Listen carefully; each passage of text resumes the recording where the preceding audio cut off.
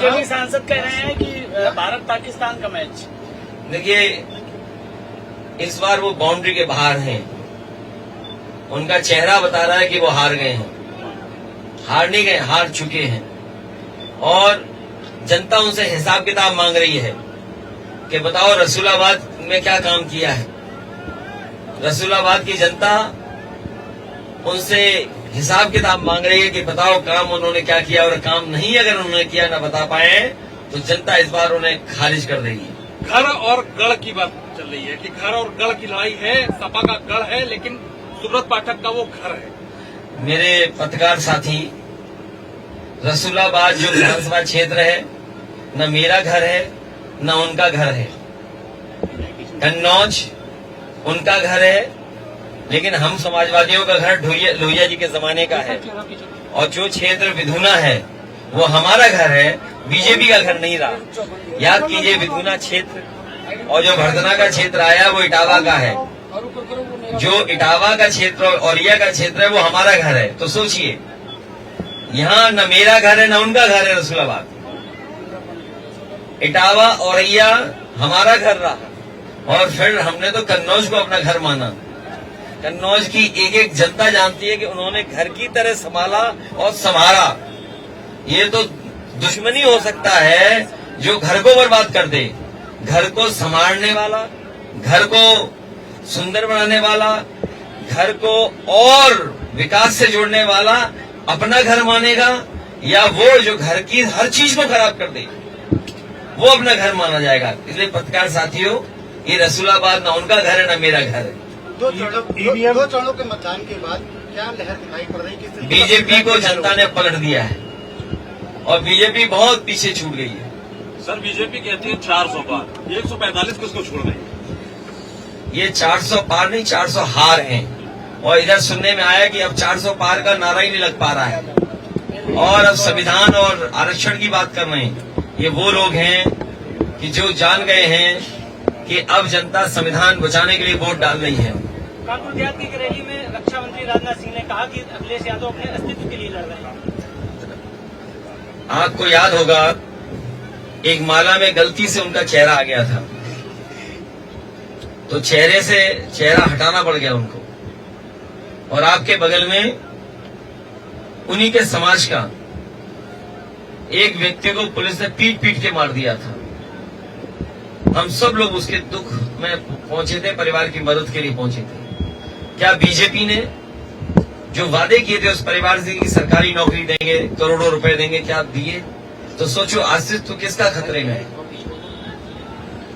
उनका जो माला पहन रहे हैं या उनका? और हम तो ये कहेंगे कि सोचो, बीजेपी के लोग सबको अपमानित करते थे। राजनाथ सिंह जी, आदरणीय राजनाथ सिंह जी कितने बड़े नेता है बीजेपी के। इतने बड़े नेता हैं जिसकी आप कल्पना नहीं कर सकते। जब वो राष्ट्रीय अध्यक्ष थे तभी वो प्रधानमंत्री बनने का नाम प्रस्तावित हुआ था, और आज उन्हीं को माला में नहीं रहने दे रहे हैं। होर्डिंग से सब नेता गायब हैं। तो जो नेता गायब है होर्डिंग से, उनका अस्तित्व खतरे में है कि जनता के साथ जो खड़े हैं उनका अस्तित्व खतरे में है। पहले फेज के मतदान के बाद प्रधानमंत्री ने बयान दिया था कि अगर गठबंधन की सरकार आ जाएगी तो कांग्रेस जो अल्पसंख्यक है उनको बहुसंख्यकों के अधिकार दे देगी, इनके बच्चे ज्यादा हैं उनको आपका अधिकार छीन के दे देगी। क्यों कहना पड़ा प्रधानमंत्री को? ये रुझान है हार के, और पहलवान जो कुश्ती में हारने लगता है तो वो कुछ भी कर सकता है। ये हार की डर की वजह से कुछ भी भाषा इस्तेमाल कर सकते हैं। इसीलिए मैंने कहा, मतदान के लिए सावधान हो जाएं और लोकतंत्र बचाने के लिए मतदान करें।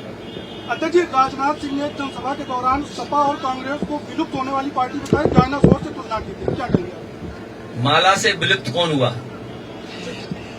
आप 12 साल बाद कन्नौज के रूप में लौट रहे हैं, क्या मुद्दे होंगे? 12 साल बाद फिर जनता से अपने समर्थन में और अपने सहयोग के लिए अपील करने आया हूं।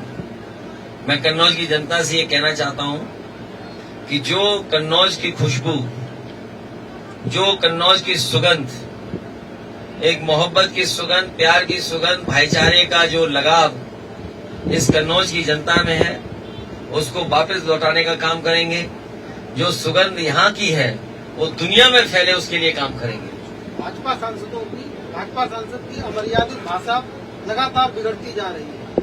वो भाषा में तो चैंपियन है।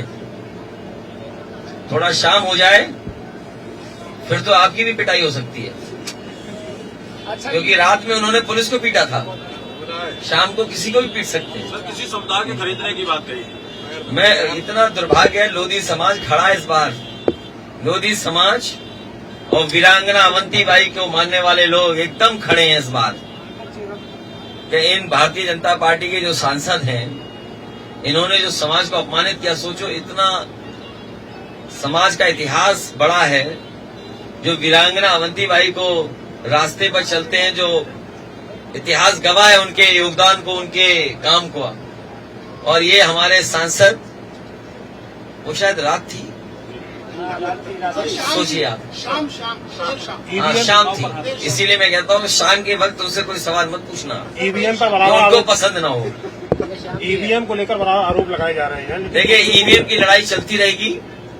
वीवीपैट, ईवीएम, ये लड़ाई बहुत लंबी है। कल भी मैंने कहा, सुप्रीम कोर्ट ने जो फैसला दिया उसको स्वीकार करेंगे, लेकिन बहुत सारे देश ऐसे हैं जहां पर ईवीएम और वीवीपैट नहीं है। और जर्मनी जैसे देश का मैंने उदाहरण दिया कि जहां पर वहां के सुप्रीम कोर्ट ने ये कहा, जो सबसे बड़ा कोर्ट है, उसने कहा कि अगर वोट ईवीएम से पड़ेंगे तो वो अनकॉन्स्टिट्यूशनल होंगे। तो सोचिए, एक हमसे ज्यादा संपन्न देश, दुनिया का बहुत ताकतवर देश ये कहता हो कि अगर वोट ईवीएम से पड़ेंगे तो असंवैधानिक होंगे, अनकॉन्स्टिट्यूशनल होंगे, अनडेमोक्रेटिक होंगे। तो कहीं न कहीं हमें भी उस तरफ सोचना पड़ेगा। युवाओं में जो बेरोजगारी है उसके लिए क्या करें? ये नौजवान जो लगातार बेरोजगार घूम रहे हैं, इनके जो पेपर लीक हुए हैं, इस बार सरकार को हटाने का काम करेंगे। और जिन नौजवानों का भविष्य इन्होंने अंधकार में डाला है, केवल नौकरी नहीं छीनी है, उनका 1/3 जीवन बर्बाद किया है भारतीय जनता पार्टी ने। इस्लामाबाद में कोई बस अड्डा नहीं है और जिला मुख्यालय को जाने के लिए कोई अरे हम तो हवाई अड्डा बना रहे थे, जाओ एक कोने में देख करके आओ। कभी एक हवाई जहाज उतरा था, उसके बाद आज हेलीकॉप्टर उतरा, बाकी बीच में तो सारस उतर रहे हैं वहां पर। पीएम और सीएम बनावर हमलावर हो रहे हैं। चिड़िया उतर रही हैं, कुछ दूसरा नहीं उतर रहा है। तो ये जो सुविधाएं देने का काम है, एम्बुलेंस है, पुलिस की सेवाएं हैं, सीएचसी है, अस्पताल में दवाई, अस्पताल में सुविधा, या बस अड्डा, आने वाले समय में समाजवादी लोग काम करेंगे। ये पीएम और सीएम हमलावर हो रहे हैं, कह रहे हैं कि समाजवादी पार्टी में सिर्फ वर्ग विशेष को ही फायदा मिलता है। हमारे मुख्यमंत्री जी का आपने विधानसभा में नहीं सुना, 46 में 56, याद है? जब हमने उन लोगों से पूछा कि भाई आप लोग आरोप लगाते थे कि सब यादव लोगों ने नौकरी ले ली, तो बोले 46 में 56। आज तक सूची नहीं दे पाए 46 में 56। अरे वो तो मुख्यमंत्री से पूछो ना।